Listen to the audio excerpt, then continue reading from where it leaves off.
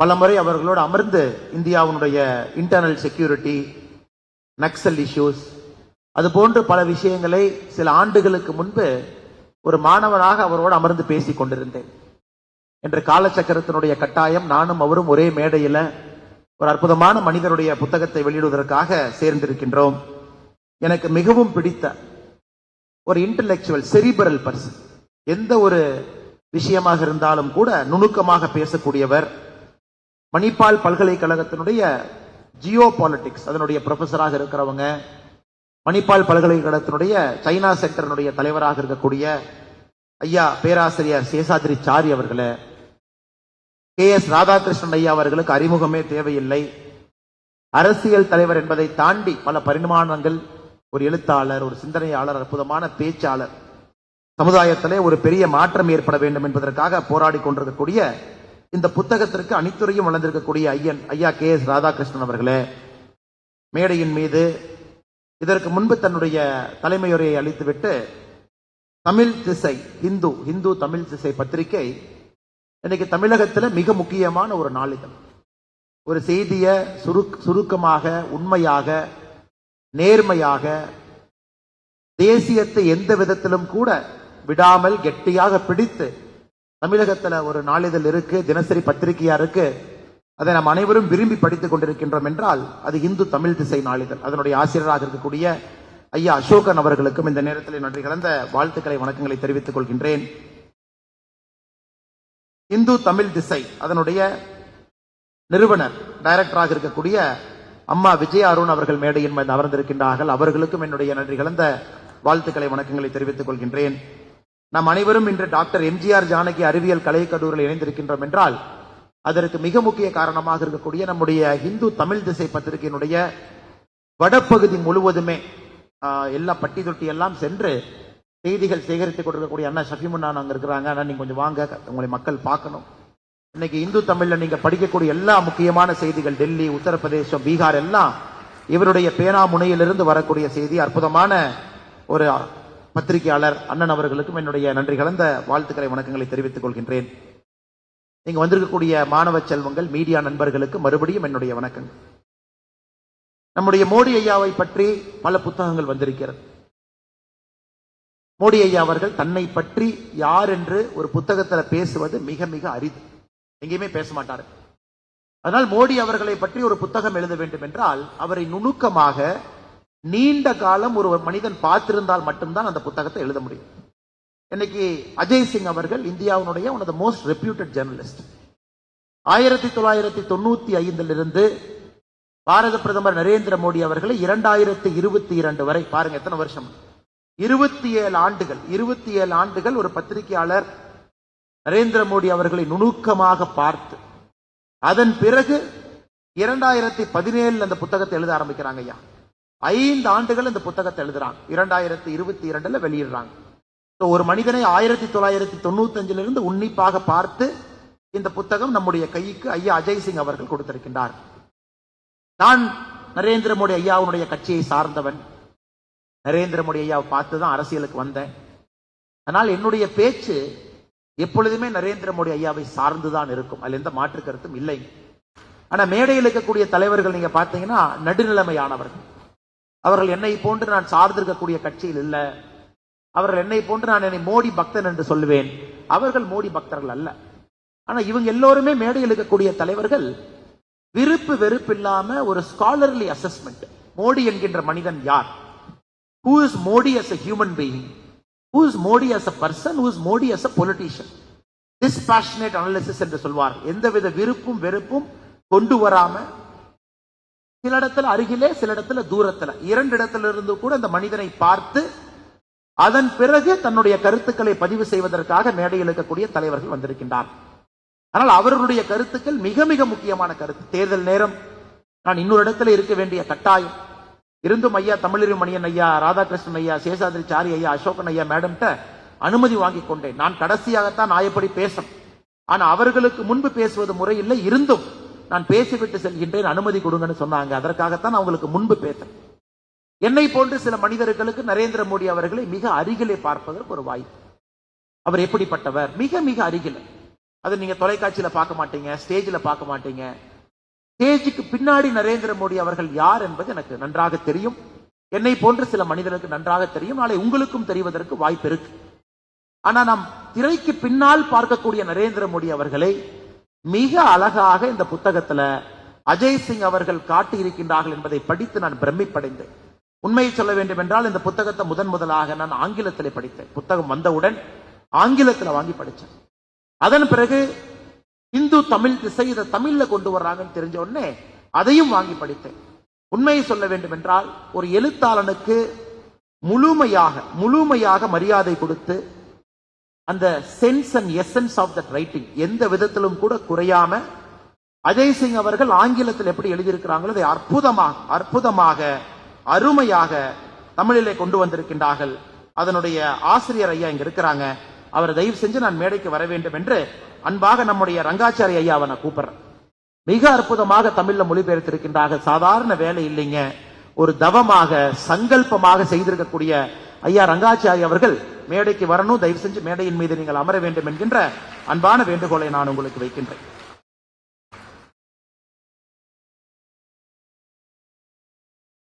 மோடி அவர்களை பற்றி ஒரு 2-3 விஷயத்தை உங்கள் முன்னால் வைப்பது என்னுடைய கடமை. உலக அரசியல் வரலாற்றுல ஒரு பிரதமராக, அந்த நாட்டினுடைய குடியரசுத் தலைவராக, ஜனநாயக நாடுகள்ல நீங்க நல்லா அலாசி பார்த்தீங்கன்னா ஒரு தலைவன் கடைக்கோடியிலிருந்து மேலே வந்திருப்பதற்கான சான்றுகள் மிக மிக குறைவா இருக்கும்.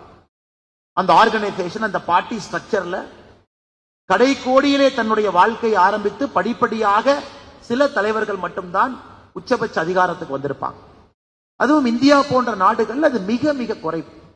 யாரோ ஒருத்தவங்களுடைய குழந்தையா இருப்பாங்க, அவங்களுடைய குடும்பத்திலிருந்து பிறந்திருப்பாங்க, நேரடியா வந்திருப்பாங்க, நேரடியா தலைவராயிருப்பாங்க. ஆனா இந்த புத்தகத்தை ஒரு மாணவனும் ஒரு மாணவிகளும் செல்வங்களும் ஏன் படிக்க வேண்டும் என்றால் எப்படி கடுமையாக உழைப்பது என்பதை மோடி அவர்களிடமிருந்து நாம் கற்றுக்கொள்ள வேண்டிய முதல் பாடம். How to work hard. Modi அவர்களை போன்ற ஒரு ஹார்ட் ஒர்க்கர் இந்தியால இல்லைங்க. மோடி அவர்களை போன்று கடுமையாக உழைக்கக்கூடிய நபர் அவர் எந்த துறையாக வேண்டுமானாலும் இருக்கட்டும், அரசியல் துறையாக இருக்கட்டும், பத்திரிகையாளர் துறையா இருக்கட்டும், தொழில்துறையா இருக்கட்டும், சினிமா துறையா இருக்கட்டும், எந்த துறையாக இருந்தாலும் கூட மோடி அவர்கள் is an extremely hard working person. இந்த புத்தகத்தை நீங்க பாத்தீங்கன்னா தெரியும். 1950 பிறந்து அதன் பிறகு 1967 வீட்டை விட்டு வெளியே வந்து ஒரு ஆண்டு காலம் இந்தியா முழுவதும் சுற்றி தெரிந்து அதன் பிறகு தான் ராமகிருஷ்ணா மடத்துல ஒரு சன்னியாசியாக மாற வேண்டும் என்று 2 முறை ராமகிருஷ்ணா மடத்துக்கு போறாங்க. 2 முறையும் ராமகிருஷ்ணா மடத்தில் இருக்கக்கூடிய பெரியவர்கள் உன்னுடைய வேலை சன்னியாசியாக இருப்பது அல்ல, ஆண்டவன் உனக்கு வேற ஏதோ கட்டளையிட்டு இருக்கின்றான், நீ மறுபடியும் ராமகிருஷ்ண மடத்துக்கு வராதேங்கிறான். அதன் பிறகு என்ன வாழ்க்கை, எதற்காக பிறந்திருக்கின்றோம் என்று தேடி தேடி நரேந்திர மோடி அவர்கள் தன்னை 19 வயதிலே RSS இயக்கத்தில் இணைத்துக் கொள்கின்றார். 1987 வரை RSS இயக்கத்தில் ஒரு பிரச்சாரக்காக இருக்கின்றார். 87 RSS இருந்து பாரதிய ஜனதா கட்சிக்கு அங்கிருந்து கட்சியினுடைய தொண்டனாக 37 வயசுல வர்றான். இதை நீங்க நன்றாக உணர்ந்து கொள்ள வேண்டும். மோடி அவர்களுடைய வாழ்க்கை என்பது ஒரு அசாதாரணமான வாழ்க்கை. ஒரு ஏழை குடும்பத்தில் பிறந்து துணிவு, தைரியம், தொலைநோக்கு பார்வை, இந்த நாட்டின் மீது இருக்கக்கூடிய அளவு கடந்த காதல், இதெல்லாம் நரேந்திர மோடி அவர்களை பாரதிய ஜனதா கட்சியின் பக்கம் 1987 இணைத்து அதன் பிறகு தொடர்ச்சியா நீங்க பார்க்கலாம். பிஜேபி வர்றதுக்கு முன்னாடியே 84 குஜராத்ல ஒரு மிகப்பெரிய போராட்டத்தை நடத்துறாங்க. RSSல பிரச்சாரக்காக இருக்கும் பொழுது விவசாயிகளுக்கு எதிராக குஜராத் அரசு இருக்கு அப்படிங்கிற மிகப்பெரிய போராட்டத்தை எடுக்கிறாங்க. ஜெகநாதர் யாத்திரை அகமதாபாத்தில் நடத்தக்கூடாது என்ற தடை விதித்த பொழுது அதை எதிர்த்து மிகப்பெரிய போராட்டத்தை நடத்தி வெற்றி கண்டிருக்கின்றார். அதையெல்லாம் அந்த புத்தகத்துல ரொம்ப அக்யூரேட்டா கேப்சர் பண்ணிருக்காங்க. அதான் எனக்கு ரொம்ப பிடிச்சது. ஏன்னா இந்த நரேந்திர மோடி ஐயாவுடைய இந்த பாகம் நமக்கு தெரியாது. 1987 நரேந்திர மோடி அவர்கள் குஜராத் பாரதிய ஜனதா கட்சிக்கு வந்த பொழுது நீங்கள் புரிந்து கொள்ள வேண்டும். இன்னைக்கு குஜராத் பிஜேபி 20 இருக்கக்கூடிய எல்லா எம்பிக்களும் நம்முடைய எம்பிக்கள், 87% எம்எல்ஏக்கள் நம்முடைய எம்எல்ஏக்கள், உள்ளாட்சி பிரதிநிதிகள் எல்லோரும் நம்முடைய பிரதிநிதிகள்.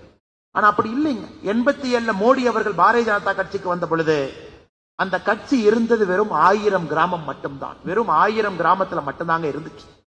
அதை மோடி அவர்கள் மிக வேகமாக 16,000 கிராமத்திற்கு பாரதிய ஜனதா கட்சி எடுத்து சென்றார். இந்த புத்தகத்திலே மிக அற்புதமாக அதை விவரித்திருப்பார்கள். 1000 கிராமத்திலிருந்து ஒரு மனிதனுடைய உழைப்பு எப்படி பாரதிய ஜனதா கட்சியை பட்டி தொட்டி எல்லாம் 16,000 கிராமங்களுக்கு எடுத்து சென்றார் என்பதை மிகச் சிறப்பாக இருக்கும். சமீபத்தில் ஒரு பத்திரிகையாளர் ராஜீவ் சர்தேசாய் அவங்க பேசுறாங்க. 1987 அகமதாபாத்ல உள்ளாட்சி தேர்தல், லோக்கல் பாடி எலெக்ஷன். அப்ப ஸ்கூட்டர்ல 2 பேர் போறாங்க. ஒரு மனிதர் ஸ்கூட்டருக்கு பின்னாடி உட்கார்ந்து பிஜேபியினுடைய போஸ்டரை கட்டி பிடிச்சு பின்னாடி உட்கார்ந்து இருக்கார். ஒரு மனிதர் ஸ்கூட்டரை ஓட்டிட்டு போறார். அதுல ராஜீவ் சர்தேசி அவங்க சொல்றாங்க, நான் அந்த 2 மனிதரையும் ஸ்கூட்டர்ல போகும்போது பார்த்தேன். ஸ்கூட்டரை ஓட்டுனவர் இன்று இந்தியாவுடைய உள்துறை அமைச்சர் அமித்ஷாஜி அவர்கள். ஸ்கூட்டருக்கு பின்னாடி பாரதிய ஜனதா கட்சியினுடைய போஸ்டரை கட்டி பிடிச்சு ஸ்கூட்டருக்கு பின்னாடி உட்கார்ந்தது அன்னைக்கு பாரதிய ஜனதா கட்சியினுடைய தொண்டராக வந்த நரேந்திர மோடி அவர்கள். அதனால்தான் நான் திரும்ப திரும்ப எல்லா இடத்துலையும் சொல்லுவாங்க, இந்த கட்சியினுடைய தலைவர்களே போஸ்டர் ஒட்டி அடிமட்டத்திலிருந்து கட்சியை வளர்த்து மேலே வந்தவர்கள், ஒரு சாமானிய மனிதனுடைய வலி என்பதை முழுமையாக உணர்ந்தவர்கள். அதனால்தான் இன்று பாரதிய ஜனதா கட்சி ஜனநாயகத்துல உலகத்தினுடைய மிகப்பெரிய ஜனநாயக கட்சியாக இருக்கிறது. 19 கோடி தொண்டர்கள் இருக்கின்றார்கள் அதிகாரப்பூர்வமாக. அதை எல்லாம் கூட இந்த புத்தகத்துல மிக அற்புதமாக இவர்கள் காட்டியிருக்கின்றார்கள். எனக்கு பிடிச்சது பாருங்க, எந்த அளவுக்கு கலப்பன். 1991 முன்னாள் பிரதமர் ராஜீவ்காந்தி ஐயா படுகொலை செய்யப்படுறாங்க நம்முடைய மண்ணில். இந்தியா முழுவதும் காங்கிரஸ் அலை. தமிழகத்தில் நீங்க பாத்தீங்கன்னா காங்கிரஸ் எங்கேயெல்லாம் போட்டியிடுகின்றார்களோ எல்லா இடத்திலையும் ஜெயிக்கிறாங்க. அந்த காங்கிரஸ் அலையில தொடர்ச்சியாக ஒரு காங்கிரஸ் மாநிலமாக இருந்த குஜராத்ல, காங்கிரஸ் ஆட்சியில தொடர்ச்சியாக இருக்கக்கூடிய குஜராத்ல, அந்த காங்கிரஸ் அலையில பாரதிய ஜனதா கட்சி 20 எம்பிக்கள் ஜெயிக்கிறது. யோசிச்சு பாருங்க, 5 எம்பி மட்டும்தான் காங்கிரஸ் போது. அந்த அளவுக்கு கலப்பன், அந்த அளவுக்கு மிகச் சிறப்பாக கலப்பணி. அதனால்தான் 1995 குஜராத்ல ஆட்சிக்கு வந்த பாரதிய ஜனதா கட்சி 2024 குஜராத்ல தொடர்ந்து ஆட்சியில் இருக்கிறது என்றால் ஒரு தனி மனிதனுடைய உழைப்பு, பட்டி தொட்டி எல்லாம் கிராமம் தோறும் சென்று தேசியத்தின் பக்கம் குஜராத்தை கொண்டு வந்து மிக கடினமாக உழைத்ததை கொண்டு வந்திருக்கின்றார். இந்த புத்தகத்தினுடைய இன்னொரு பகுதி, மோடி அவர்களுடைய ஆரம்ப காலத்தை கவர் பண்ணிட்டு அடுத்ததுக்கு போறாங்க. மோடி அவர்கள் குஜராத்தினுடைய முதலமைச்சராக எப்படி பணி செய்தார்கள், அது ரொம்ப முக்கியம். எப்படி குஜராத்ல விவசாயத்தை வளர்த்தினாங்க, எப்படி குஜராத்ல ஒரு கிராமத்தினுடைய வளர்ச்சிக்கு திட்டங்களை கொண்டு வந்தாங்க. பஞ்ச கிராம மித்ரா யோஜனா என்று ஒரு கிராமத்தினுடைய பஞ்சாயத்து தலைவர்களுக்கு தனியா நிதி ஒதுக்கினாங்க. மோடி அவர்கள் சொன்னார், ஒரு கிராமத்தினுடைய பஞ்சாயத்து தலைவரை மக்கள் ஓட்டு போடாம மக்கள் ஒன்றாக ஒரு இடத்துல அமர்ந்து அந்த பஞ்சாயத்து தலைவரை தேர்ந்தெடுத்தா அந்த பஞ்சாயத்துக்கு சிறப்பு நிதி என்று சொன்னார். இது ஆச்சரியம். ஜனநாயகத்துல பாத்தீங்கன்னா பஞ்சாயத்து எலெக்ஷன்ல தான் வெட்டுக்குத்து நடக்கும். இங்க ஒரு கேண்டிடேட் இருப்பாங்க, அங்க ஒரு கேண்டிடேட் இருப்பாங்க. 2 பேர் வெட்டுக்குத்து நடத்தி தான் பஞ்சாயத்து எலெக்ஷன்ல ஜெயிப்பாங்க. ஊரே 2ஆ நிக்கும். மோடி அவர்கள் நினைத்தார்கள், உண்மையான மறுமலர்ச்சி வர வேண்டும் என்றால் கிராமத்துல ஒற்றுமையா இருக்கும். கிராமத்துல தேர்தல் என்கின்ற பேர்ல 2 பேர் சண்டை போட்டு பிளவு வந்துவிட்டால் எப்படி வளர்ச்சி வரும் என்பதற்காக முதல் முறையாக பாரத பிரதமர் நரேந்திர மோடி திட்டத்தை கொண்டு வந்தாங்க. பஞ்சாயத்து தேர்தல், ஒரு வேட்பாளரை கிராமமே சேர்ந்து முடிவெடுத்து போட்டியின்றி ஒரு வேட்பாளரை நீங்க தேர்ந்தெடுத்தீங்கன்னா பஞ்சாயத்து தலைவராக மாநில அரசு சிறப்பு நிதி அந்த பஞ்சாயத்துக்கு கொடுக்கும் என்று சொன்னார். இது போன்ற பல யோசனைகள், பல வித்தியாசமான யோசனைகள், அடித்தட்டு யோசனைகள். அதுல மிக முக்கியமாக பஞ்ச கிராம மித்ரா யோஜனை என்பதன் மூலமாக ஒரு கிராமத்துக்கும் அடிப்படை வசதிகளை கொண்டு வந்தார். அதன் பிறகு உங்களுக்கு தெரியும், கட்சி பகுதியில நிலநடுக்கம் ஏற்பட்ட பொழுதுதான் மோடி ஐயா குஜராத்தினுடைய முதலமைச்சராக நிலநடுக்கத்திற்கு பிறகு பொறுப்பேற்கிறாங்க. 26 ஜனவரி 2001 நிலநடுக்கம். அக்டோபர் 7, 2001 மோடி அவர்கள் குஜராத்தினுடைய முதலமைச்சராக பொறுப்பேற்று அந்த சவால்களை எல்லாம் தாண்டி எப்படி ஒரு இயற்கை சீற்றம், இயற்கை பேரிடர் வரும் பொழுது அந்த மாநிலத்தில் எப்படி ஒரு முதலமைச்சர் ஆட்சி நடத்த வேண்டும் என்பதற்கு இன்றும் ஒரு இலக்கணமாக பாரத பிரதமர் நரேந்திர மோடி அவர்கள் இருக்கின்றார். அதன் பிறகு மிக முக்கியமாக நம்முடைய சர்தார் சரோவர் திட்டம். குஜராத்தை பொறுத்த வரைக்கும் இட்ஸ் ட்ராட் ஸ்டேட், ஒரு பார்டர் ஸ்டேட். கடுமையான வின்டர், கடுமையான summer. Winter extreme, summer extreme. தண்ணி வசதி இல்லை. ஆனா 10 ஆண்டுகள் தொடர்ந்து குஜராத்தை பொறுத்த வரைக்கும் பாத்தீங்கன்னா விவசாயத்துல 10 ஆண்டுகள் தொடர்ந்து விவசாயம் 10 விழுக்காடு வளர்ச்சியில் இருந்துச்சு. 10% ஒரு ஆண்டும் விவசாயத்தை 10 விழுக்காடு வளர்ந்துச்சு. அப்துல் கலாம் ஐயா சொன்னாங்க, இந்தியால யாருமே எந்த ஒரு மாநிலத்திலும் ஒரு விவசாயத்துறை ஆண்டிற்கு 10 விழுக்காடு வளர்ச்சியை பார்த்ததில்லை. அதை கொண்டு வந்தாங்க. சர்தார் சரோவர் டேம கட்டினாங்க, அணையினுடைய மட்டத்தை உயர்த்தினாங்க.